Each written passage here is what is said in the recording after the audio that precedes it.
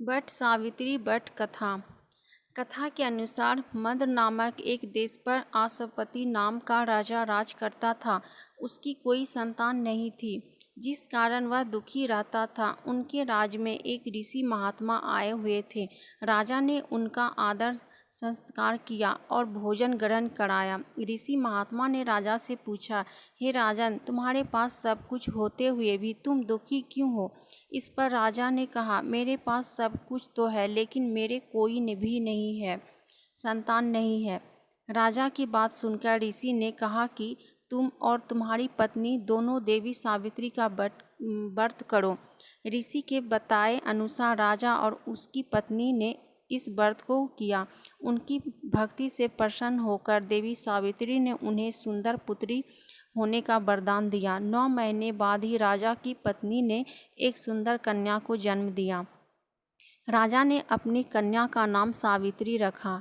सावित्री जब विवाह योग हो गई तो राजा को उनके विवाह के लिए योग्य वर ढूंढने की चिंता सताने लगी। राजा ने सावित्री को मंत्रियों के साथ स्वयंवर ढूंढने के लिए भेजा।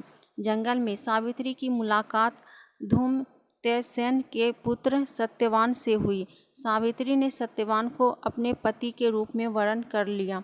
ऋषि नारद ने सावित्री के पिता अश्वपति को बताया कि सत्यवान गुणवान, धर्मात्मा और बलवान है, लेकिन वह अल्पायु है। लेकिन सावित्री तो उसे पति के रूप में स्वीकार कर चुकी है। इसीलिए माता पिता के समझाने के बावजूद भी सावित्री धर्म से पीछे नहीं हटी और आखिरकार राजा को झुकना पड़ा। सावित्री का विवाह सत्यवान के साथ हो गया। विवाह के बाद सावित्री राजमहल छोड़कर सत्यवान के साथ जंगल की कुटिया में रहने लगी। सावित्री ने पति धर्म पूरी निष्ठा से निभाई। वह अंधे सास ससुर की सेवा करती थी और पति के साथ प्रेम पूर्व रहती थी। लेकिन उसके बाद सत्यवान की मृत्यु का समय निकट आ गया।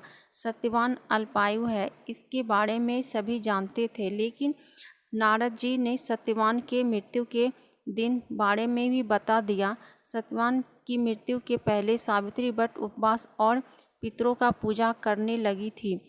प्रतिदिन की तरह अपनी मृत्यु वाले दिन भी सत्यवान लकड़ी काटने के लिए जंगल चले गए। सावित्री खाना लेकर जंगल पहुंची, लेकिन जैसे ही सत्यवान लकड़ी काटने पैर पे चढ़े तो उन्हें चक्कर आ गया। तब सावित्री अपने पति को गोद में सत्यवान का सिर रखकर सहलाने लगी। तभी वहाँ यमराज आ गए और सत्यवान के प्राण लेकर अपने साथ लेकर जाने लगे। सावित्री भी यमराज के पीछे चली पड़ी। यमराज के मना करने पर सावित्री नहीं मानी। सावित्री बोली, जहाँ मेरे पति जाएंगे मैं भी जाऊंगी। सावित्री की निष्ठा और पतिपारायणता देखकर यमराज ने कहा कि देवी आप धन्य है। सत्यवान को छोड़कर यमराज ने सावित्री से 3 वरदान मांगने को कहा। पहले वरदान में सावित्री ने अंधे सास ससुर की आंखों की ज्योति मांगी। यमराज ने सास सुपर की द्वितीय ज्योति दी। दूसरे वरदान में सावित्री ने वनवासी सास ससुर का राज्य मांगा। यमराज ने वो भी दे दिया और कहा, अब तुम चली जाओ। सावित्री ने तीसरे वरदान में 100 संतान और सौभाग्य का वरदान मांगा। यमराज ने बिना विचार यह वरदान भी सावित्री को दे दिया। तब सावित्री ने कहा कि हे प्रभु, मैं एक पतिव्रता पत्नी हूँ और आपने मुझे पुत्रवती होने का आशीर्वाद दिया है। इतना सुनते ही यमराज को सत्यवान के प्राण वापस करने पड़े। यह सुनते ही सावित्री वट वृक्ष के पास गई, जहाँ सत्यवान का मृत शरीर पड़ा था। सावित्री वहाँ वापस गए तो वहाँ सत्यवान को जीवित देखकर उसके सास ससुर की दिव्य ज्योति की वापस आ गए और राज भी मिल गया। तब से ही वट सावित्री वट वृक्ष की पूजा करने और सत्यवान सावित्री की कथा सुनने का विधान। इस व्रत को करने से वैवाहिक जीवन से जुड़ी सभी समस्या दूर हो जाती है, पारिवारिक जीवन सुखमय बनता है और संतान की प्राप्ति होती है। इसीलिए सुहागिन महिला हर साल जेठ माह के अमावस्या के दिन पढ़ने वाले वट सावित्री व्रत को पति की दीर्घायु के लिए करती है और यहाँ कथा सुनती है।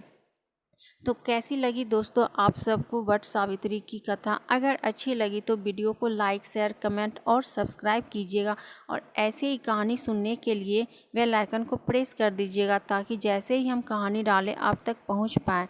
तो फिर मिलती हूँ एक नई कहानी के साथ, तब तक के लिए बाय बाय। Thank you.